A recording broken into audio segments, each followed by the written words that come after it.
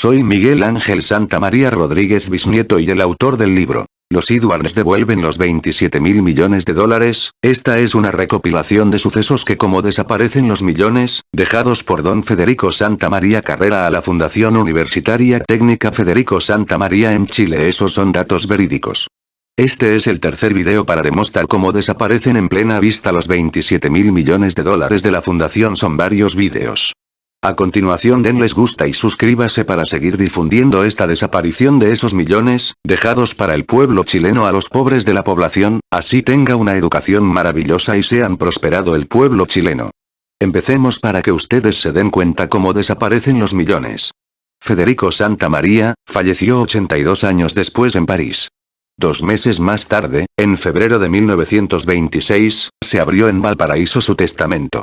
Este reflejaba que Santamaría había sido un millonario chileno atípico para su época.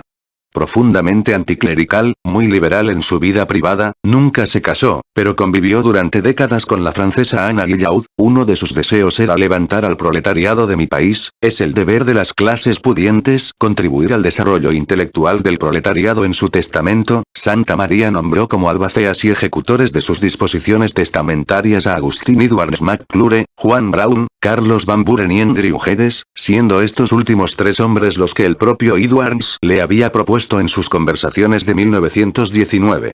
En su última voluntad, el multimillonario agente de bolsa pidió que se estableciera en Valparaíso una escuela de artes y oficios y, después, un colegio de ingenieros, poniendo al alcance del desválido meritorio llegar al más alto grado del saber humano. Y en un fiel reflejo de su liberalismo, Santamaría agregó: en ningún caso se admitirán al internado de la escuela y del colegio alumnos de parientes pudientes, pero podrán estos matricularse en el externado de ambos establecimientos. Siendo estas instituciones esencialmente laicas, toda instrucción religiosa queda de hecho prohibida dentro de los colegios, la que debe ser dada por sus parientes a domicilio. Tanto la Escuela de Artes y Oficios como el Colegio de Ingenieros, y toda otra institución que pudiera crearse más tarde, deben agregar a su título el nombre de José Miguel Carrera, en homenaje al gran patriota que dio el primer grito de independencia en Chile. Pero, además, Santamaría añadió una frase que sería crucial para el control que ejercería la familia Edwards sobre la futura universidad. En los hechos, a los pocos años del fallecimiento de Santamaría, Agustín Edwards McClure era el único albacea que quedaba en pie. Juan Brown renunció a su función nada más conocerse el testamento. Andrew Geddes murió pocos meses después. Y Carlos Van Buren, que había hecho carrera en el banco de Edwards, falleció solo 3 años después de abrirse el testamento de Santamaría. Así que gran parte de la labor de cumplir con la voluntad de Santamaría recayó en el abuelo de Doñe. Fue él quien encabezó el concurso para contratar a una firma de arquitectos para construir el campus del futuro centro educacional. Y también fue él quien comandó la búsqueda de profesores extranjeros, que era una de las disposiciones de Santamaría, optando por pedagogos alemanes, que en esa época eran los más avanzados en educación técnica. En ningún país está mejor organizada y más desarrollada que en Alemania la enseñanza técnica, afirmó en 1929 Edwards McClure. Además, el profesorado alemán había dado ya en Chile espléndidos resultados y su carácter parecía más adaptable al medio ambiente nacional. En mayo de 1929 se reunió por primera vez el consejo directivo de la Fundación Santamaría que los albaceas habían establecido a comienzos de 1927.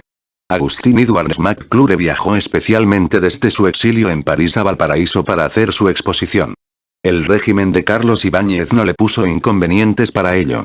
De los 3 albaceas que aceptaron hacerse cargo de la tarea, comenzó Edwards McClure, solo quedo yo para dar cuenta de la labor común realizada en los 3 años que han transcurrido desde que se abrió su testamento. Lo que llama la atención de ese primer balance son 2 cosas que, después, se perpetuarían en esa institución. La primera era que el primer directorio del Consejo de la Fundación estaba dominado por los intereses de Agustín Edwards McClure. En efecto, él presidía el consejo y la vicepresidencia estaba en manos de su hermano Carlos Edwards McClure, a quien había nombrado como albacea sucesor de Carlos Van Buren. En el directorio también figuraba, como vicepresidente, un antiguo amigo suyo y compañero de diversión en el Sporting Club de Valparaíso, Nicanor Señorek Silva, a quien Edwards designó como albacea sucesor de Andrew Geddes.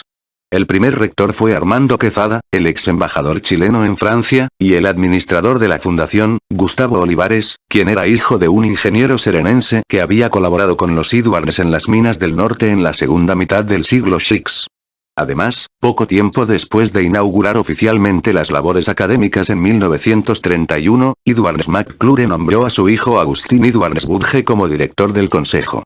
También contrató como asesor a Arturo Alessandri Rodríguez, el hijo mayor del León de Tarapacá, quien en los años 30 era el decano de la Facultad de Derecho de la Universidad de Chile.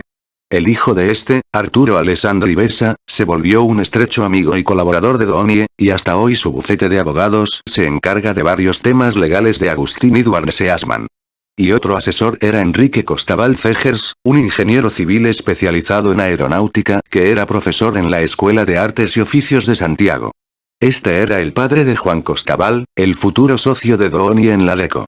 El segundo aspecto fue que, después de saldar las deudas del testamentario y pagar los impuestos a la herencia, Agustín Edwards McClure decidió invertir gran parte de la fortuna de Federico Santamaría en empresas en las que él mismo tenía un interés.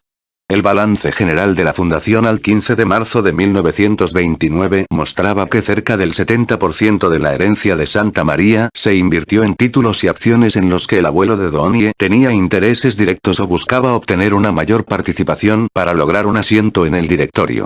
Por ejemplo, del total de 54 millones de pesos de esa época que la Fundación Santa María había invertido, 9,6 millones fueron a parar a la Q. 475.000 a Cementos El Melón, 4,3 millones a la Compañía Industrial, 5,7 millones a la CRAF, 2,6 millones a la Compañía de Seguros La Chilena Consolidada, y 1,8 millones a la Sociedad Imprenta y Litografía Universo, inversión que le permitió a Edwards McClure tomar el control de esa empresa editorial.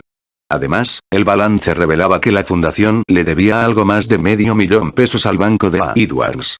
En una gimnasia contable que hoy en día no sería muy común, también registró como pasivo una donación de 2,2 millones que el propio Edwards McClure le hizo a la fundación. Según Ricardo Nacer, que es uno de los historiadores que más ha investigado y escrito sobre la fortuna del clan Edwards en el siglo XIX y la primera mitad del siglo XX, la enorme herencia de Federico Santamaría fue un verdadero salvavidas para los Edwards, ya que les permitió acceder a un fondo de inversión inmenso y así ganar directorios por doquier. Es decir, al igual que la lógica financiera que aplicó la familia en el siglo XIX, el clan no creaba empresas propiamente tales, sino que invertía en compañías existentes y trataba de hacerse con el control mayoritario de estas. Además, la herencia de Santa María llegó a manos de los Edwards en un momento oportuno. La Gran Depresión de los años 30 sorprendió al clan en un paulatino desfinanciamiento, provocado por el costoso estilo de vida de varios de sus numerosos herederos, e inversiones financieras fallidas de los agustines, como la apuesta por el salitre en momentos en que ese mineral ya estaba en plena decadencia. A la muerte del abuelo, el padre de Donie heredó el cargo de presidente de la Universidad Federico Santamaría. Fiel a su carácter retraído, el nuevo Edwards al mando siguió con las cosas tal como estaban. Probablemente, el mayor aporte que hizo Agustín Edwards Budge fue componer el nuevo himno de la universidad en 1956, pocos meses antes de fallecer. Sin embargo, Donie era mucho más ambicioso que su padre. También él había heredado el cargo, pero quería dejar su huella. La primera gran oportunidad para intervenir en los asuntos de la universidad llegó en 1958, cuando el rector Francisco Cereceda, que había desempeñado su cargo desde 1936, fue llamado por el recién electo Jorge Alessandri Rodríguez para asumir el Ministerio de Educación. Eso le dio la oportunidad de nombrar al nuevo rector. El consejo directivo optó por Carlos Ceruti, un ingeniero mecánico de 40 años que se había graduado en el propio establecimiento. Probablemente fue una sugerencia de Jorge Rososa, que había trabajado con Ceruti en varios proyectos en Valparaíso y Viña del Mar. El perfil de Ceruti calzaba plenamente con el proyecto modernizador que el poderoso triángulo de Edwards, Ross y Urenda tenía en mente, y que se podía resumir en una simple idea. Había que acercar la universidad al mundo de la empresa privada. Tras graduarse en 1940, Ceruti se había desempeñado como ingeniero en la Compañía de Gas de Valparaíso, en la que la familia Edwards poseía acciones hacía casi un siglo y en la que el padre de Donie había sido miembro del directorio. Después cofundó la firma de ingenieros Edwards, Cerruti y compañía, la que se dedicaba a la fabricación de aparatos mecánicos y montajes de equipos industriales. Aunque no era un académico, el perfil de Cerruti calzaba con la idea de Edwards de tener a alguien a la cabeza de la universidad que apreciara el vínculo entre el mundo universitario y el mundo productivo. El diagnóstico que compartían los hombres a cargo de la Universidad Santa María era que las universidades tradicionales, en especial las estatales, estaban demasiado encerradas en su mundo académico, y que solo se dedicaban a impartir las profesiones liberales, por lo que contribuían poco al desarrollo económico del país. Es absurdo seguir pretendiendo formar solo a humanistas abstractos en países como los nuestros, afirmó en una ocasión el rector Cerruti. El propio Agustín Edwards delineó por primera vez estas ideas en un discurso que dio en diciembre de 1961, con motivo de la ceremonia de clausura del año académico. En años anteriores planteamos algunos de los problemas que detienen el progreso industrial, entre los cuales el más sobresaliente es la carencia de personal especializado. La cuestión álgida es la falta de material humano adecuado, no tanto por las condiciones de inteligencia, intuición y rendimiento de nuestra raza, que todos reconocen, como por la desarticulación que ha existido durante largos años en el proceso educativo y la falta de conexiones entre este proceso y las metas de desarrollo que debemos alcanzar. Un año después, Edwards y el rector Cerruti se embarcaron en un publicitado viaje de estudios que llevó a 15 altos dirigentes universitarios y empresariales chilenos a México y Estados Unidos, con el fin de estudiar las relaciones entre las universidades y la industria, discutir la organización y los propósitos de las escuelas profesionales, en especial las de administración de empresas y de ingeniería industrial. En la delegación chilena estaban Juan Gómez Millas, rector de la Universidad de Chile. Monseñor Alfredo Silva, rector de la Universidad Católica de Santiago, y José Piñera, el representante de la Corfo y padre del futuro presidente chileno. La gira fue auspiciado por el Consejo de Rectores, que en esa época agrupaba a las 7 universidades existentes en el país, el Instituto Chileno de Administración Racional de Empresas, ICARE, fundado en 1953, y por la Agencia de Cooperación Internacional de Estados Unidos, USAID.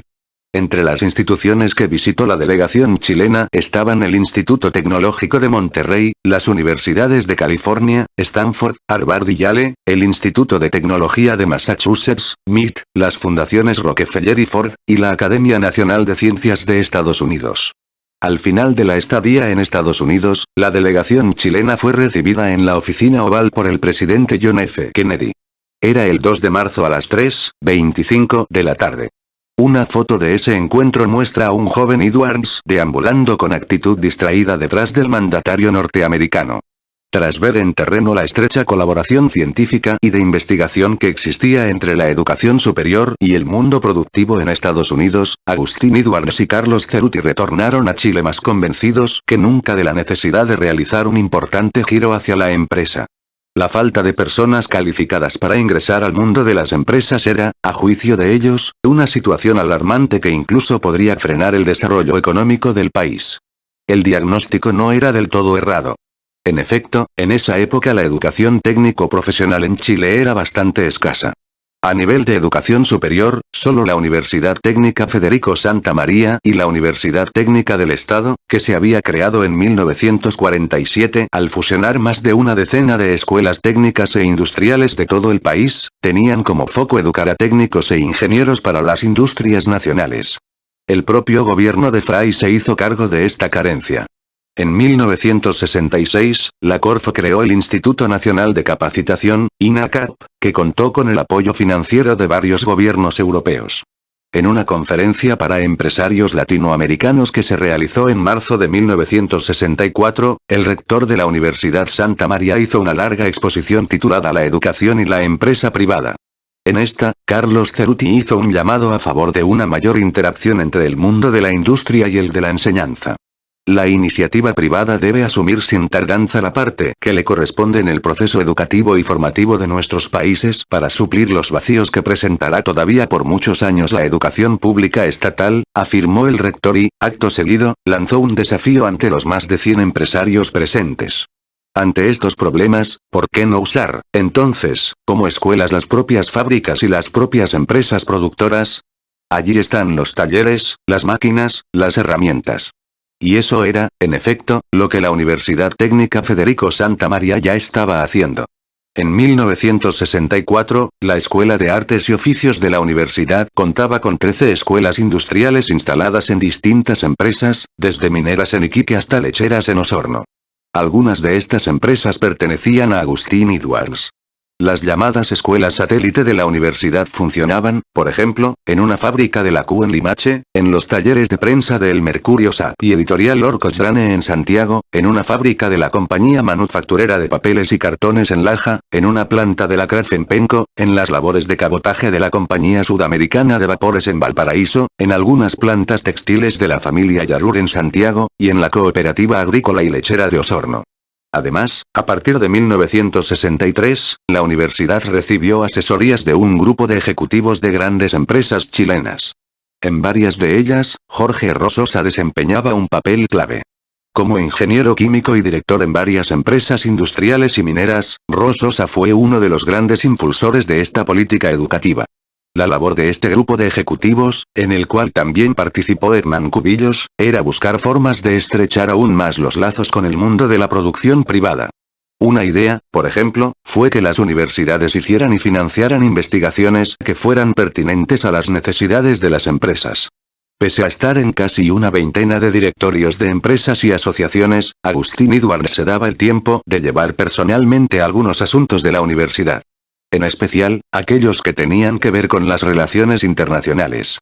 Así, el 21 de febrero de 1963, por ejemplo, le escribió una carta al secretario general de la Organización de Estados Americanos, OEA, José Mora, contándole que el consejo directivo de la universidad había creado una beca internacional y que es la idea de este consejo que sea la propia Organización de Estados Americanos quien proponga candidatos idóneos de cualquier país miembro.